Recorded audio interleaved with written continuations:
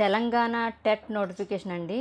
మనం ఏ డేట్‌ని ఎగ్జామ్‌కి అప్లై చేయాలి, మనకి ఎగ్జామ్ ఫీజు ఎంత, ఇవన్నీ కూడా నేను క్లియర్‌గా అయితే ఈ వీడియోలో అయితే చెప్తానండి. వీడియోని ఎక్కడ కూడా స్కిప్ చేయకుండా స్టార్టింగ్ నుంచి ఎండింగ్ వరకు కూడా చూడండి.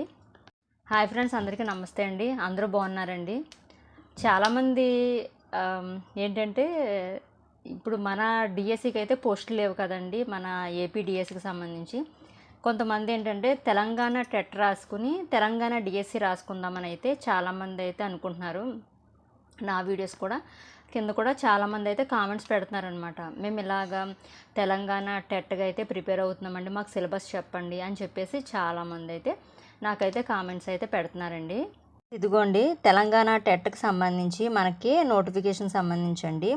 Government of Telangana, department of school education Telangana teacher eligibility test TG TET June 2026 సంబంధించండి. Press note to be issued as news item అండి. ఒకసారి చూడండి, మొత్తం కూడా మీకు అర్థమవుతుంది కదండి. మనకి తెలంగాణకు సంబంధించి మనకి ఏంటంటే టెట్ నోటిఫికేషన్ సంబంధించండి ప్రెస్ నోట్ అండి. మీకు ఇప్పుడు ప్రెస్ నోట్ అయితే చూపించాను కదండి. ఇదేంటంటే తెలంగాణ గవర్నమెంట్ నుంచి అఫీషియల్గా వచ్చిందేనండి, మీకు చూపించింది. ఇప్పుడు మనకి ఇందులో ఏ తారీఖున మనం అప్లై చేయాలి ఏంటి అనేది అయితే క్లియర్గా చెప్తానండి. మనకి నోటిఫికేషన్ ఎప్పుడు రిలీజ్ అయింది? ఏప్రిల్ 13, 2026.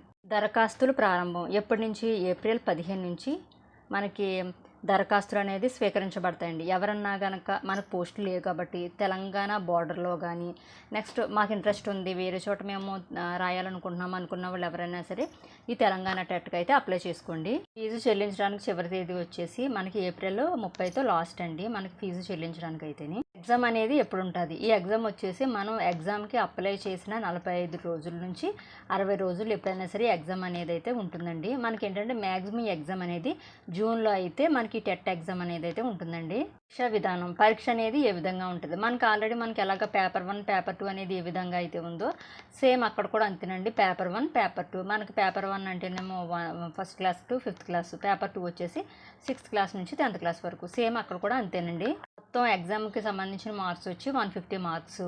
మనకి ఎగ్జామ్కి సంబంధించిన సమయం వచ్చి 2 గంటలన్నర అయితే ఎగ్జామ్ అనేది నిర్వహించడం అయితే జరుగుతుంది. మనకి జూన్ 9 నుంచి ఈ ఎగ్జామ్ సంబంధించిన హాల్ టికెట్స్ అనేవి అయితే డౌన్లోడ్ అయితే అవుతాయండి. మనకి అప్లై చేసుకోవడమేమో ఏప్రిల్ 30తో అయిపోతుంది.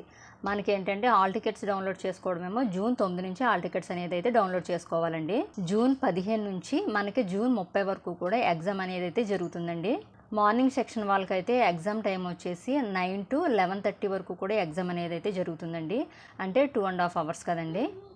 ఆఫ్టర్నూన్ సెక్షన్ వాళ్ళకైతే 2 to 4:30 వరకు అయితే ఎగ్జామ్ అనేది అయితే జరుగుతుందండి. ఫలితాలు అనేవి మనకి జూలై 28 నుంచి 31 లోపు అయితే మనకి ఈ టెట్కి సంబంధించిన రిజల్ట్స్ అయితే రావడం అయితే జరుగుతుందండి. అయితే మనకి ఫీజు ఎంత?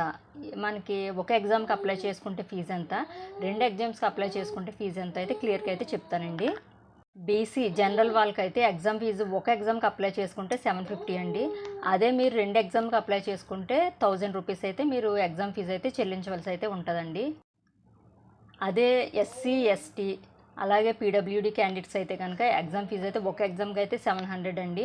మీరు 2 ఎగ్జామ్స్కి అప్లై చేయవలసి వస్తే కనుక 950 రూపీస్ అయితే మీరు ఎగ్జామ్కి అయితే పే చేయవలసి అయితే ఉంటుందండి, దరఖాస్తు ఫీజు అండి.